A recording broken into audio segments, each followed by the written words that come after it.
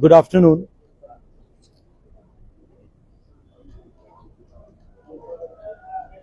It's very sad for me to come here under these circumstances. I mentioned to the family that I would have liked to come under better circumstances, happier circumstances. When I was 17 years old, I went for a mountaineering course in Sikkim. And every day when we would go for training, I would see Kanchenjunga, Mount Kanchenjunga in front of us. And what I liked about the mountain was that it was honest, transparent, unshakable, and beautiful. Today, while I was coming, Gaurav said that Zubinji said that he was Kanchenjunga. And immediately it connected to me that he was Kanchenjunga because he had the qualities of Kanchenjunga. You can see the worth of a person in their house.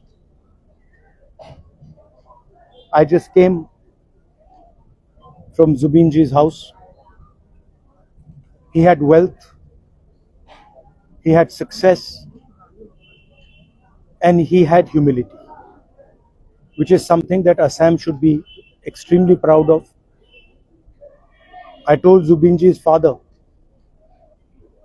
that his wisdom, his support built Zubinji, gave a voice to this wonderful state, and that we all thank him, the entire family, and of course Zubin Garg for what they have done, not just for Assam but for the whole country. I said, I'm sad when I come here. It's a tragedy that the whole state has faced. I spoke to the family and they only said one thing to me, that we have lost our Zubin, and all we want is that the truth should be clear. That we who love him so much, and the people of Assam who heard him, whose lives he changed, who also loved him, want to know what happened. And they want to know what happened because they want closure. And I think it is the duty of the government